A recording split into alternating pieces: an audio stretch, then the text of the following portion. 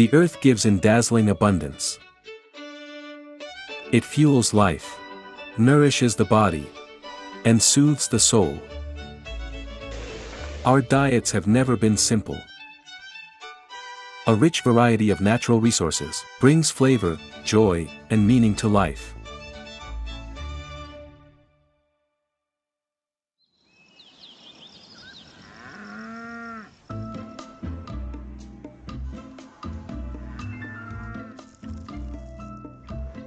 Another bright morning.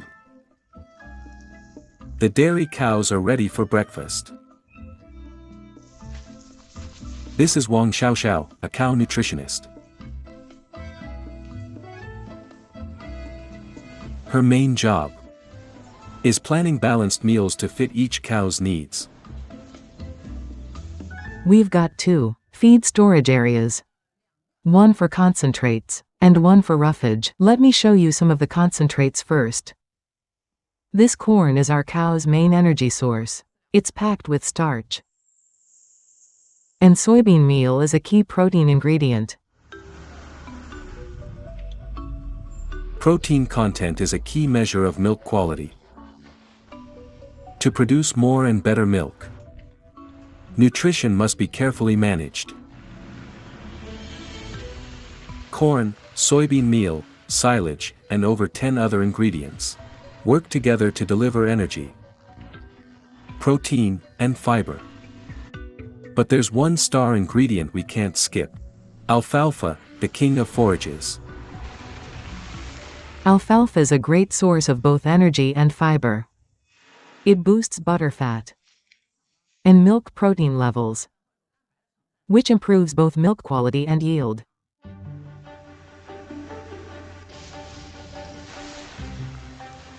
Alfalfa contains about 20 grams of protein per 100 grams, 2 to 3 times more than corn. Studies show that feeding cows high-quality alfalfa can increase daily milk yield by 3.43 kilograms, raise butterfat by 2.3%, and improve milk protein by 3%. This single dairy base goes through a ton of alfalfa every day.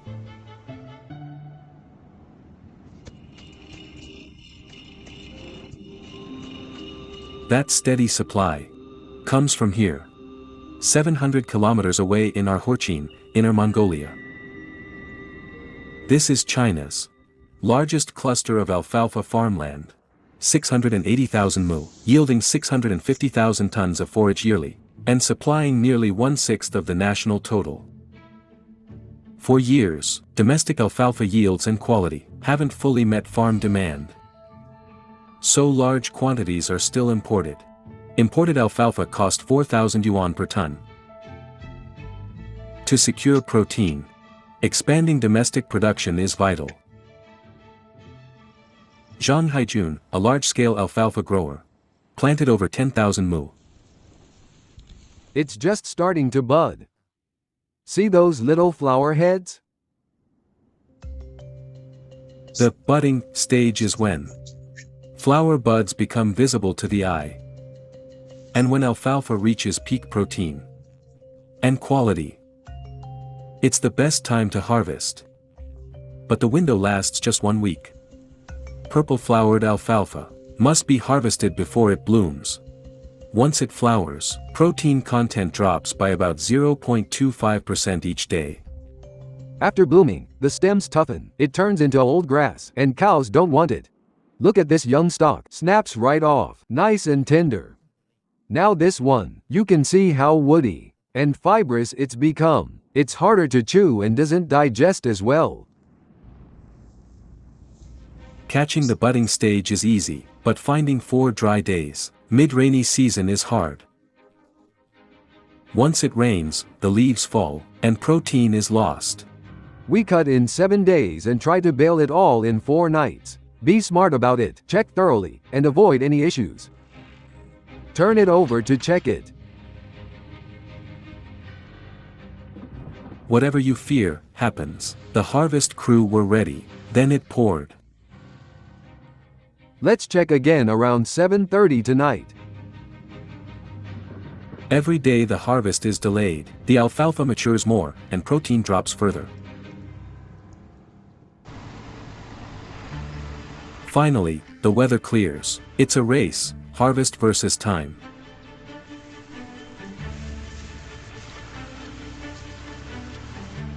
Alfalfa has grown in China for 2,000 years. Now, it's going high-tech. One mower can cut through 1,000 mu in a day. A custom-built tedder flips and spreads the hay to dry. Every minute, the baler churns out a square bale from the back.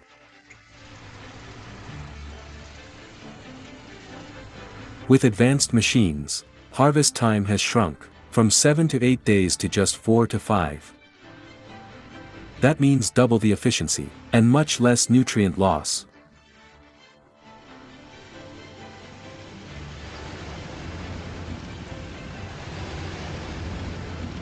China makes over 3 million tons of alfalfa yearly, meeting over half the demand.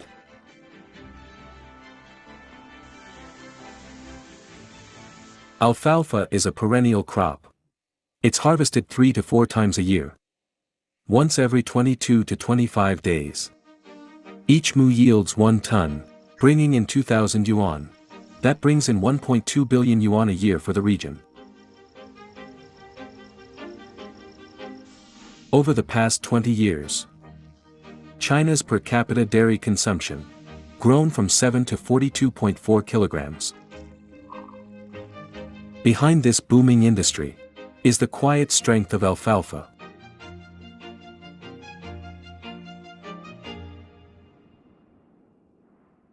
Go west from Inner Mongolia to Zhongning. On the Yellow River's alluvial plain, long sunshine hours, big temperature swings, and alkaline-rich silt soils grow top-grade goji berries. They're nutrient-rich, medicinal, vibrant, thin-skinned and thick-fleshed. Every year, Zhongning hosts a goji berry festival.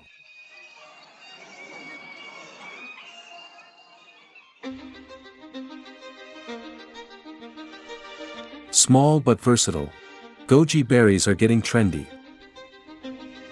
Juice, wine, jams, even lipstick. Endless ideas. Goji isn't just a source of income. It's the backbone of a specialty industry, worth 14 billion yuan. Goji breeding expert Cao Yulong is at the event. He and his team developed 90% of all goji varieties grown in China today.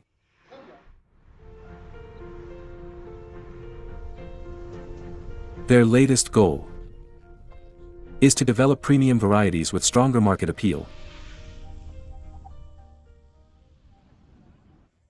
Hello, Mr. Hao. Professor Cao. Good to see you. Let's check out the new varieties. From our test plots these past few years, this one's shown excellent shape.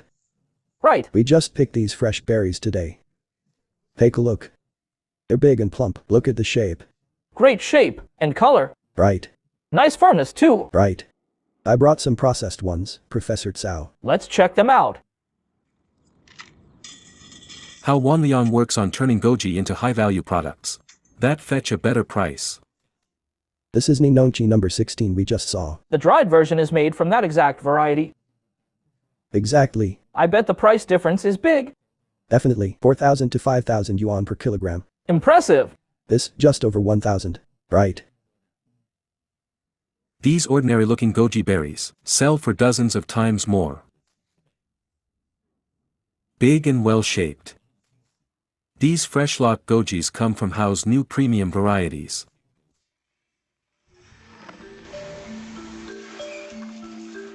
Freshly washed berries are placed into vacuum chambers.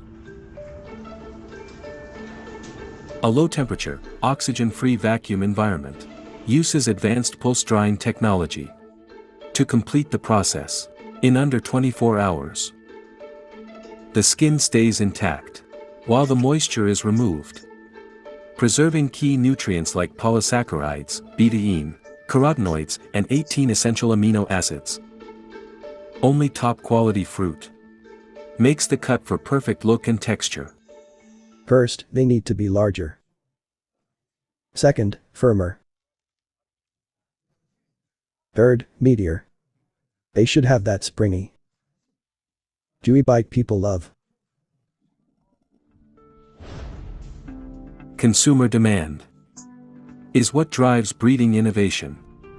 At the breeding base, Xiao's team is selecting traits for new varieties. Look at this batch. Even the green ones outsize Ninki #1 reds.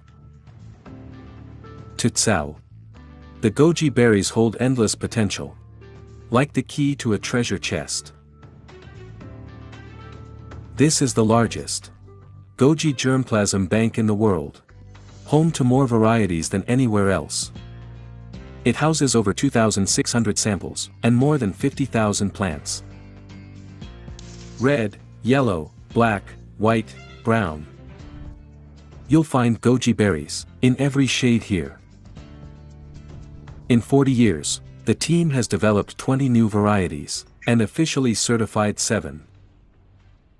Owning germplasm resources gives breeders a competitive edge.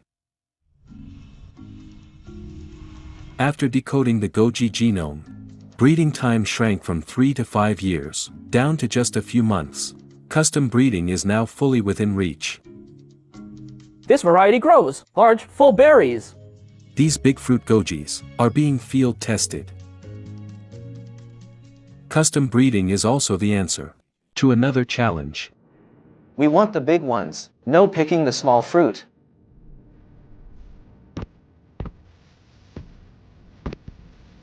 For centuries, goji berries have been picked by hand.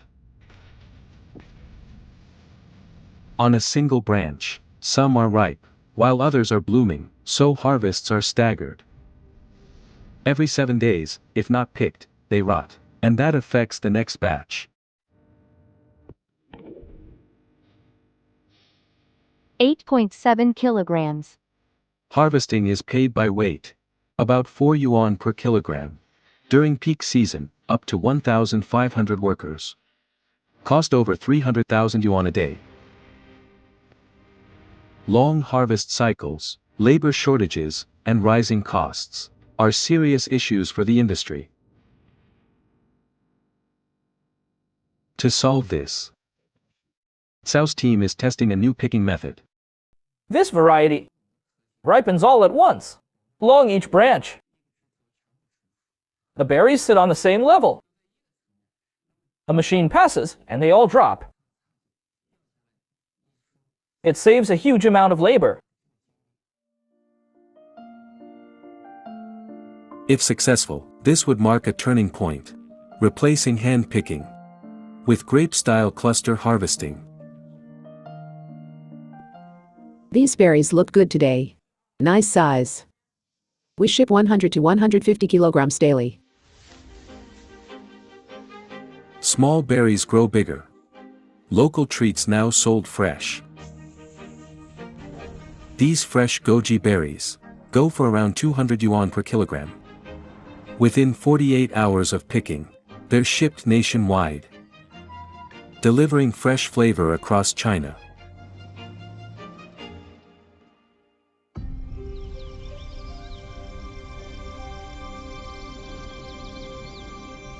Pu'er, Yunnan. A land steeped in tea, and named for it too. Now it's known for another world-class drink, attracting visitors worldwide.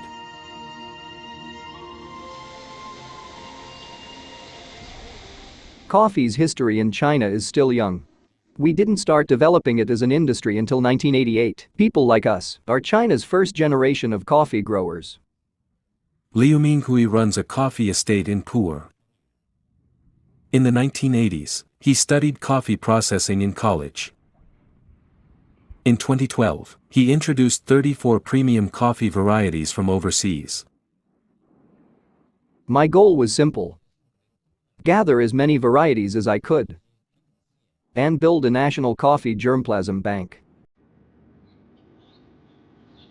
With its low latitude, high elevation, long frost-free periods, and warm, humid climate,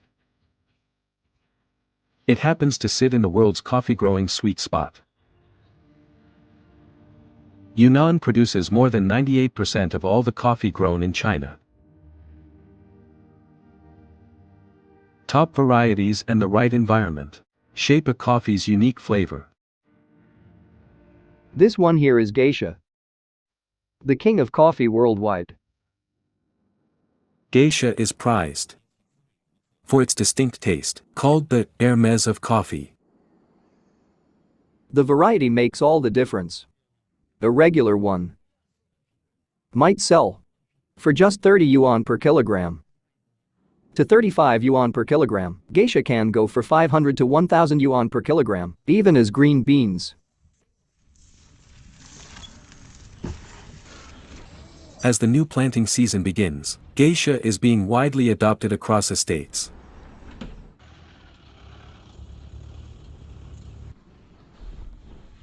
The first generation helped coffee take root. Younger growers, the second and third wave, are dreaming even bigger. Choose seedlings with 3 sets of leaves. Born in the 90s, Yang Hongjian left a city teaching job to start his own coffee farm. He's working with locals to grow top-tier geisha beans at even higher altitudes. In low elevation areas, if the seedlings haven't emerged by the rainy season, most of the seeds will rot on this sand bed. You can still see new sprouts coming up. It's pretty incredible. I was a bit panicked. If nothing sprouted, we were done for. This nursery sits at 1,700 meters. Most coffee in Yunnan is grown between 900 and 1,500 meters. High altitudes, cool temperatures, coffee grows slower and is prone to frost damage. With mountains and limited land, Yunnan has no choice but to plant uphill.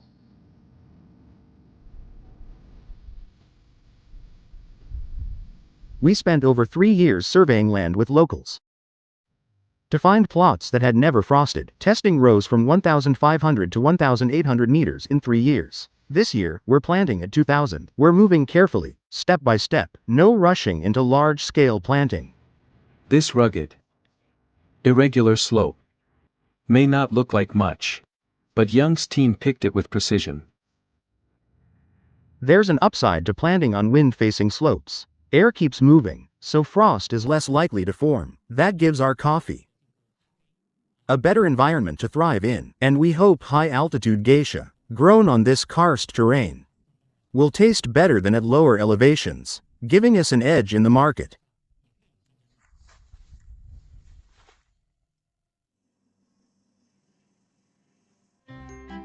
Driving China's coffee boom is a sharp rise in demand.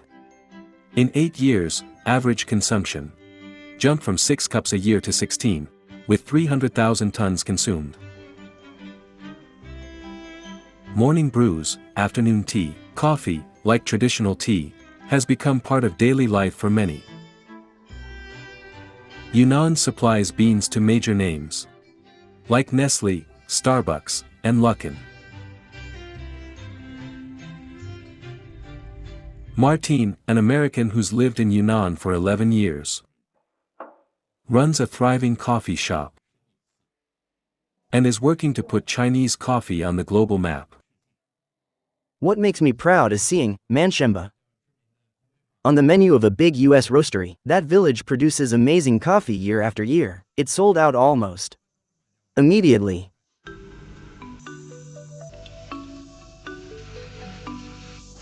The world produces over 10 million tons of coffee a year. China accounts for just over 1%.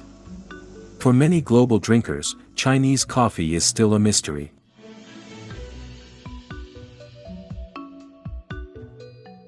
People always ask, does Yunnan coffee taste more like Ethiopia, Panama, or what? I say, why can't it just have its own identity? To answer that, Martine did something no one else had. He created a flavor map of Yunnan coffee.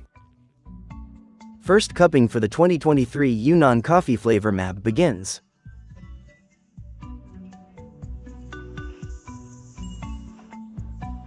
Over 3 years, he invited more than 1,000 tasters worldwide to sample over 400 coffee lots from 10 growing regions across Yunnan. They used a standard global cupping method to evaluate each coffee's aroma and flavor. Their scores helped shape the first ever Yunnan coffee flavor map. Each circle represents a region. Scores covered 3 dimensions: flavor, wet aroma, and dry aroma. They revealed tasting notes like nutty, sweet, citrusy, and floral. We've done a lot of work to promote Yunnan coffee, but this project made the biggest impact. It gave everyday drinkers, cafe owners, and big companies a whole new understanding of Yunnan beans. Mr. Low, we've got another shipment going out. All for export. 20 tons. Got it. Another shipment is headed to the US. These are from Lao Shujai, our long-term partner. Over 90% of our beans are from Yunnan. A month later, those 20 tons will be served in cafes across America.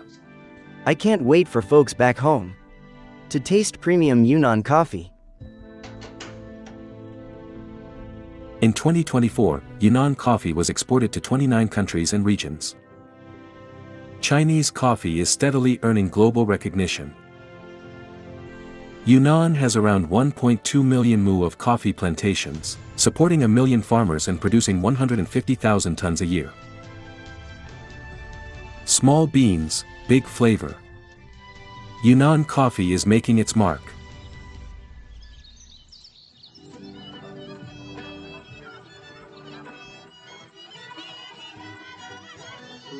In August, a centuries-old tradition marks the start of mushroom season in Nanhua.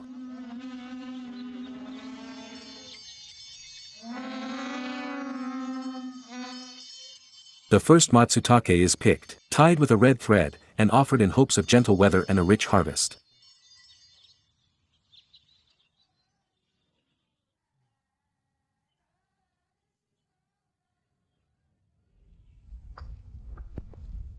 In Nanhua, rainy season mushroom hunting is second nature.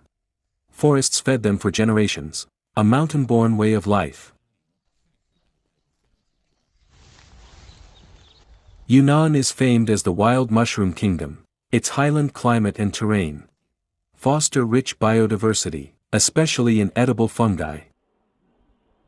Each mushroom patch is tied to a specific mountain. The areas are clearly divided.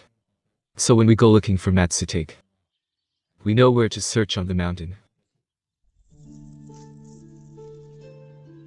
China has identified more than 950 edible mushroom species. Yunnan is home to 900 of them, over 90%. In Nanhua County, matsutake is the star. It's picky about where it grows. It needs pine and oak trees, nutrient-rich and unpolluted soil. Each matsutake spore can take 5 to 6 years to mature underground. Rare and highly nutritious, matsutake is the king of wild mushrooms, fetching over 500 yuan per kilogram. This one started to peak out. When they're still small, we leave them to grow. We wait until they're 12 centimeters before picking. To protect them from pests, we cover them with a thin film and pack soil around them to keep bugs away.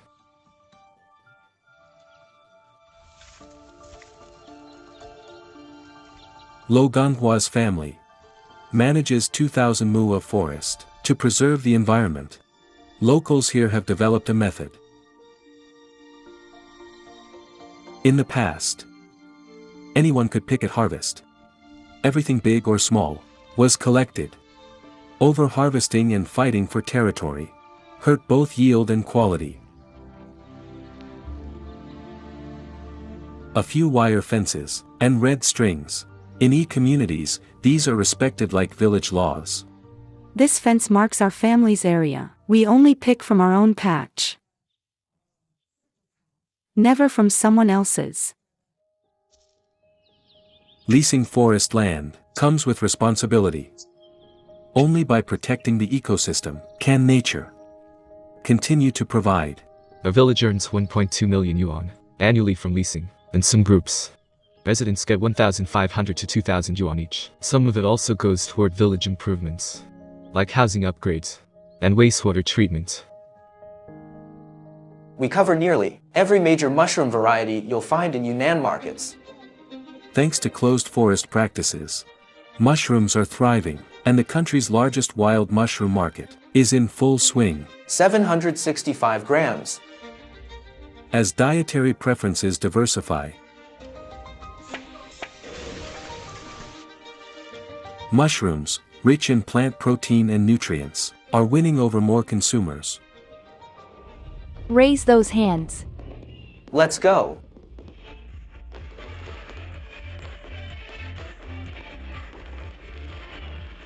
Thousands join the traditional Asuja dance, a celebration of the mushroom harvest. It's a way of thanking the mountains and celebrating a life of abundance.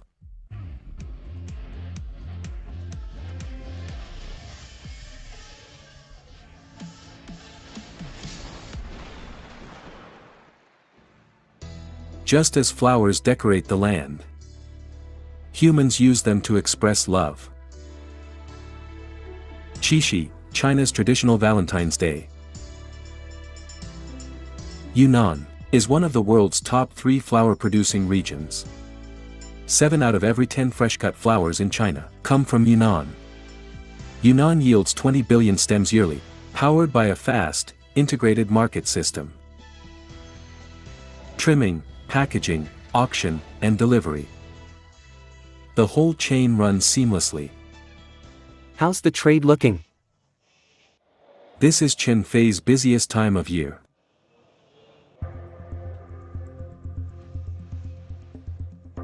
Each gavel strike moves over 200 stems. A deal closes every 4 seconds. Everyone's racing to grab stock. We need the auctioneer to keep up the pace. This is Asia's largest, and the world's second biggest, flower auction market. Its flower sales span all of China, and reach over 40 countries and regions. Welcome to the live stream. Flower e-commerce is booming. These live streams draw millions of fans, mostly florists and flower lovers across the country. China's online flower market is growing by 30% a year. More young people are joining the industry. Roses are the top sellers for the Qixi festival. Most roses on the market are actually modern hybrid teas, part of the rose family. As China's flower market expands, so does attention to variety rights and breeding innovation. Since the industry developed late, 90% of core rose varieties are controlled by foreign breeders. With every sale, growers pay a royalty of 3 to 10%. A big revenue stream for overseas companies. Can China's own rose varieties gain more ground in the market?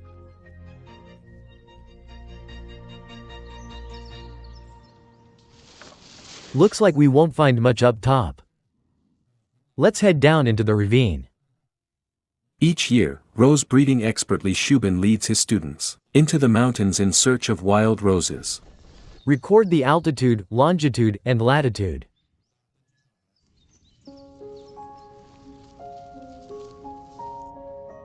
China is home to about half of the world's wild rose and rosa species.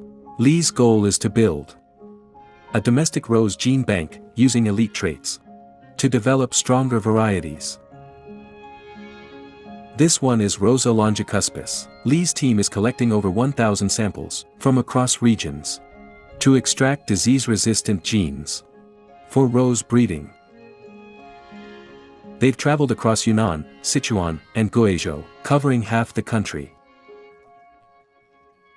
In 10 years, their germplasm bank holds over 300,000 samples and is taking shape. Each seed packet holds a piece of the genetic code Lee has spent years tracking down. We plant 1,500 seeds a day, out of the 500,000 we process annually. We get over 1,000 new blooms daily. Many are varieties no one's ever seen. That's surprise and joy. Make all the hard work worthwhile.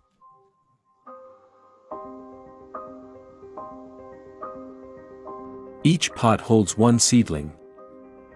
Like 500,000 unopened mystery boxes. From hybridization to seedling care, to field testing. Each plant costs 12 to 15 yuan. Total annual costs top 7 million yuan. Out of thousands. Maybe only 1 in 10,000 has what it takes to compete in the market. It takes 3 to 4 years to breed a new rose, using modern hybrid techniques. Add ancient rose genes, and the timeline stretches to 8 or 10. Fast results lead to generic varieties, with little uniqueness. Other countries have decades of head start. They're sowing 200,000 seeds a year. We're late to the game. So we have to work twice. Or 3 times as hard. Lee's newest breakthrough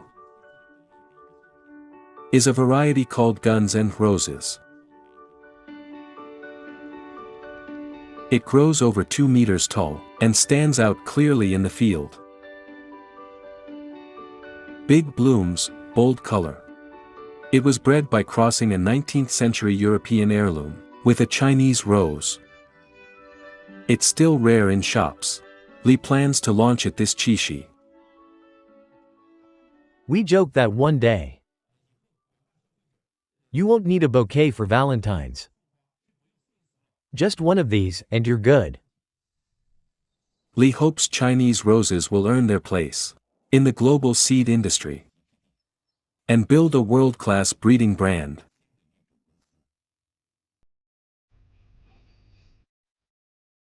Chinese consumers today want more than flowers. For special occasions, the home-use flower market has massive growth potential. Top global breeders are looking to China as their next opportunity. They've noticed how fast China's market is growing. Flower sales, farms, and greenhouses are all expanding. They're sending bulbs early to meet demand. Flowers brighten daily life, even meals feel special. A sea of blooms can transform a region's economy. Like flowers, happiness continues to blossom. Across China, plains, mountains, forests, lakes, nature produces a dazzling range of crops. Grains and oils, fruits and vegetables. From spring to autumn, harvests bring prosperity. This generous land feeds dreams, nurtures lives, and inspires a deep longing for a better tomorrow.